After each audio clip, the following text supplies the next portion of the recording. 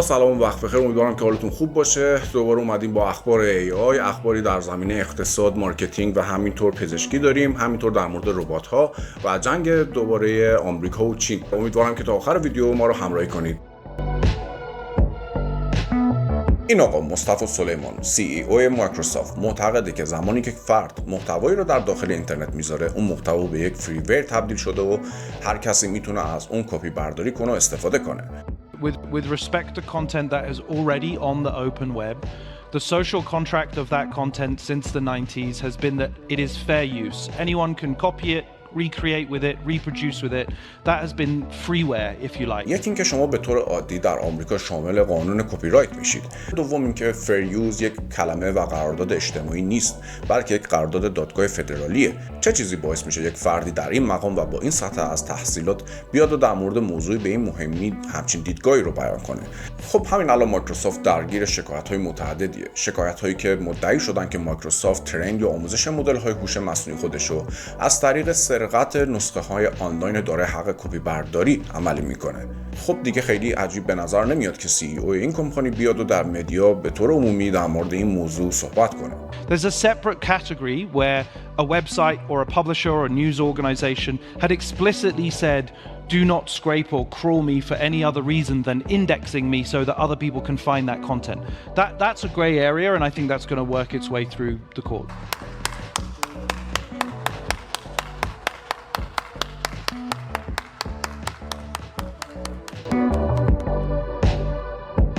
آودی چت جی پی تی رو به ماشین‌های خودش اضافه میکنه. این شرکت اعلام کرد به تمام مدل‌هایی که داره MIB3 یعنی سیستم اطلاعات سرگرمی نسل سوم مجهز باشن، این سیستم رو اضافه میکنه. با مجهز شدن به این سیستم، راننده قادر خواهد بود از طریق صحبت کردن به یک سری از امکانات ماشین دسترسی داشته باشه، مثل تهویه مطبوع، سیستم صوتی و سیستم سوال پرسیدن و سرگرمی. بنا به ادعای شرکت آودی، این امر سبب رانندگی ایمن رانندگان میشه. این ایده به نظر ایده مفیدی میاد بر حسب تجربه شخصی. زمانی که خودم در یکی از آلبوم‌های جوداس پریست دنبال آهنگ خاصی بودم، نزدیک بود حادثه‌ای رو تجربه کنم که خدا رو شکر به خیر گذشت. مدیر هواوی آقای ژانگ معتقده که با توجه به تحریم‌های آمریکا باز هم چین میتونه در صدر پیشرفت‌های هوش مصنوعی قرار داشته باشه. در کنفرانس جهانی هوش مصنوعی در شانگهای، ایشون با اشاره به تلاش‌های هواوی برای ساخت پردازنده اسند 910 اون رو به عنوان رقیبی برای انویدیای A100 دونستن. ایشون با اشاره به محدودیت‌های تکیه به صنایع داخلی اعلام کردن که پردازنده‌های در حال استفاده هواوی نمیتونن با عملکرد هوش مصنوعی مدرن و پردازنده‌های گرافیکی محاسباتی بالای انویدیا و AMD مطابقت داشته باشن. این یکی از تفاوت‌های دو کشور در جنگ هوش مصنوعی. چین با قدرت و سرعت بیشتری کار رو ادامه میده، اما آمریکا به یکباره ورق بازی رو عوض میکنه. حرف از چین شد و باید بگم که چین از اولین ربات احساسی دنیا رونمایی کرد. 165 سانتی متر قطر، 65 کیلوگرم وزن، دارای 45 مفصل هوشمند که سبب میشه رو پا ایستاده و راه بره. این ربات 4 احساس هیجان، شادی، خشم و غم رو روی چهره خودش به نمایش میذاره. معاون مهندسی آکادمی سازنده این ربات اعلام کرده که مهمترین دلیل و قصدشون از ساختن این ربات کمک به سالمندان و مراقبت از اونها بوده و تا سال 2024 هم یه نسخه ازش رو به بیرون میدن. خب برای ساختن ربات‌ها دولت چین چند تا دلیل غیر مهم دیگه هم داره که من اونها رو در خبر بعدی خدمتتون عرض میکنم. اینها ربات‌های کشنده، اینها هم قراره تا 2 یا 3 سال دیگه به ارتش ملحق بشن و جای سربازان واقعی رو بگیرن. یکی از دلایل بسیار مهم پیشرفت هوش مصنوعی اهداف نظامیه. این کاملا مشخصه. اما چین به شکلی عجیب داره قوانین بازی رو تغییر میده. اونها تمام ناوها، کشتی‌ها و حتی زیردریایی‌های خودشون رو به هوش مصنوعی مجهز کردن، در حالی که در غرب به دلیل مسائل اخلاقی و همینطور نیاز به مجوزهای مختلف اضافه کردن هوش مصنوعی به ارتش کمی سخت‌تره. چین با سرعتی 4 الی 5 برابر ایالات متحده در حال انجام این کار هستش.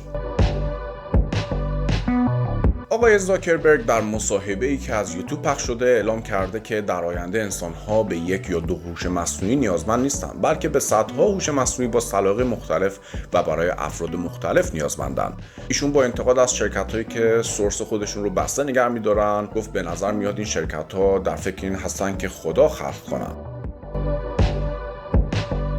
بعد از اعتراض عکاسان سرانجام متا تصمیم گرفتش که لیبل مید ویت ای آی رو در اینستاگرام به ای آی اینفو تغییر بده. این تغییرات بعد از ترند شدن عکسی از بسکتبال 40 سال پیش که با ادوبی ویرایش شده بود عملی شد. در آپدیت جدید با کلیک بر ای آی اینفو میتونید متوجه بشید که آیا کل عکس از طریق هوش مصنوعی جنریت شده یا اینکه قسمتی از اون از طریق هوش مصنوعی ویرایش یا تغییر پیدا کرده. جالبه که بدونید متا تغییرات ادوبی رو عامل این مشکل میدونست و ادوبی هم در بیانیه‌ای اعلام کرد که این ضعف شما در رپرزنت کردن اطلاعات بوده که سبب شده بین یک محتوای ساخته شده توسط هوش مصنوعی و یک محتوای تغییر پیدا کرده توسط هوش مصنوعی هیچ فرقی قائل نباشه.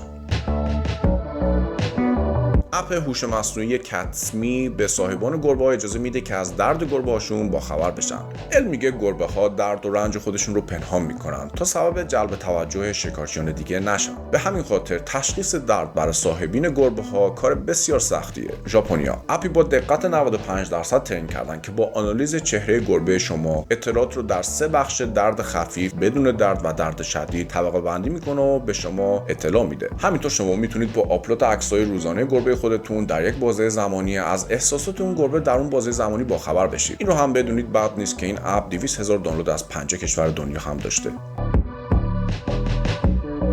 زندانیان آینده در صورت درخواست خودشون میتونن با گذاشتن ایمپلنتی بر روی سر خودشون در عرض چند دقیقه محکومیت خودشون رو سپری کنن. این ایمپلنت از طریق تحریک احساسات خاص مثل پشیمانی و ندامت و همینطور درک قضیه از طرف خانواده قربانیان و اطرافیانشون سبب ایجاد رنج و عذابی به اندازه محکومیت شما برای شما بشه و ازش به عنوان برنامه توانبخشی انسان یاد کردن. این مدل مفهومی بیشتر از هیجان به وجود اومده تا از علاقه به توانبخشی.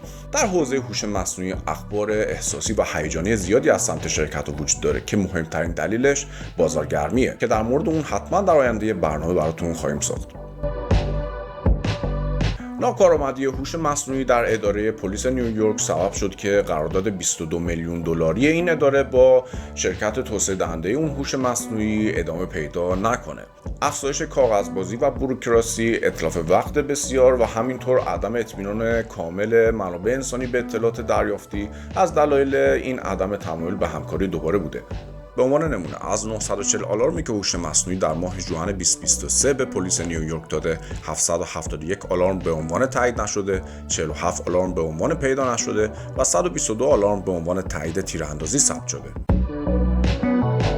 فرانسه به اولین قدرت و یا کشوری داره تبدیل میشه که داره از غول تراشه‌سازی دنیا انویدیا شکایت میکنه، اونم به علت اقدامات ضد رقابتی این شرکت. این شورا اعلام کرده نگران وابستگی 100% این حوزه به نرم افزار برنامه‌نویسی کدای انویدیاست. این شورا نگرانی‌های خودش را از سرمایه‌گذاری‌های انویدیا در ارائه دهندگان خدمات ابری بر مبنای هوش مصنوعی هم اعلام کرده. جالب اینجاست که بدونید این شرکت‌ها در صورت محکومیت به نقض قوانین ضد انحصاری فرانسه ممکنه تا 10% از گردش مالی جهانی خودشون رو جریمه بشن. نظر شما چیه؟ آیا ارتباط بین فرانسه و AMD در رقابت‌های المپیک روی این تصمیم فرانسه تاثیرگذار بود یا خیر؟ لطفاً نظرتون رو در این مورد برای ما بنویسید.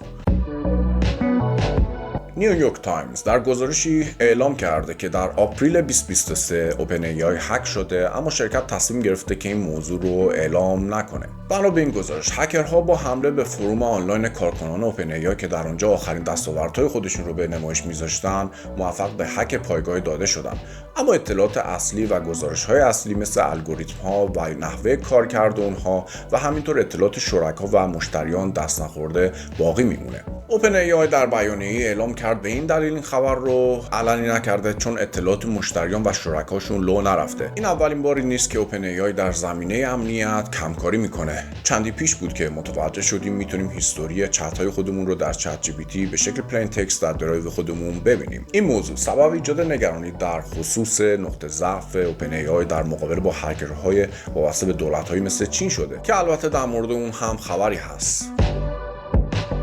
اوپن ای آی دسترسی به IP های خودش رو برای کاربران ایرانی، روسی و چینی مسدود کرد. اونا در ماه می اعلام کردن که 5 عملیات نفوذی رو خنثی کردن که منبعش از ایران، اسرائیل، روسیه و چین بوده. هکرها در تلاش بودن تا بتونن با استفاده از مدل‌های اونها در شبکه‌های اجتماعی پست بذارن، کامنت بذارن، یوزر بسازن و همینطور مقاله چاپ کنن.